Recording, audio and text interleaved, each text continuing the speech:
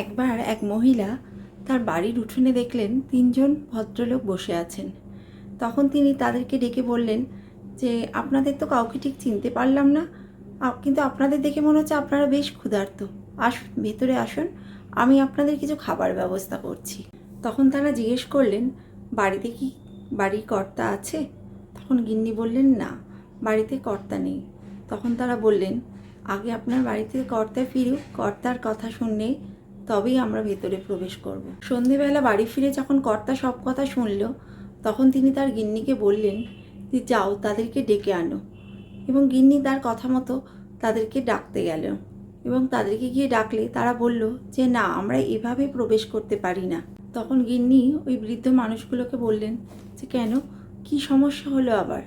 তখন বৃদ্ধ মানুষটি বললেন যে, আমার নাম হচ্ছে সম্পদ, আর আমার পাশে যে রয়েছেন তিনি হচ্ছেন সাফল্য, আর আরেকজন বলে উঠলেন, আমি হচ্ছি ভালোবাসা। আর আপনি ভেতরে গিয়ে সিদ্ধান্ত নিন, আমাদের এই ৩ জনের মধ্যে আপনি কাকে ভেতরে রাখতে চান। তখন তার মহিলাটা তার স্বামীকে গিয়ে সমস্ত কথা খুলে বললেন এবং তার স্বামী শুনে বললেন, বাহ, এটা তো খুব ভালো কথা, তাহলে চলো আমরা সম্পদকে ডাকি।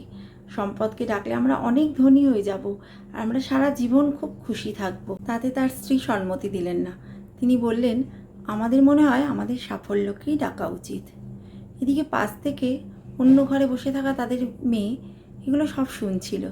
সে তখন বলল, না, এগুলোর কোনোটাকেই ডাকা উচিত নয়, আমার মনে হয় ভালোবাসাকেই ডাকা উচিত, কারণ ভালোবাসায় আমাদের ঘর তাহলে পরিপূর্ণ হয়ে উঠবে। তখন লোকটি বললেন যে, ঠিক আছে, আমরা তাহলে আমাদের মেয়ের কথাই শুনবো, তুমি বাইরে যাও এবং ভালোবাসাকেই আমাদের অতিথি হিসেবে ডেকে আনো।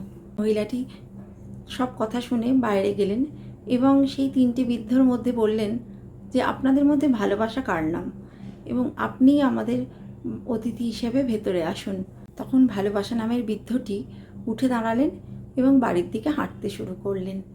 তখন তাকে অনুসরণ করে অন্য ২ বৃদ্ধ হাঁটতে শুরু করলো সেই বাড়ির দিকেই। এতে মহিলাটি অবাক হয়ে বলল, আমি তো শুধু ভালোবাসা নামের বৃদ্ধটাকেই আমন্ত্রণ জানিয়েছি, আপনারা কেন সাথে আসছেন?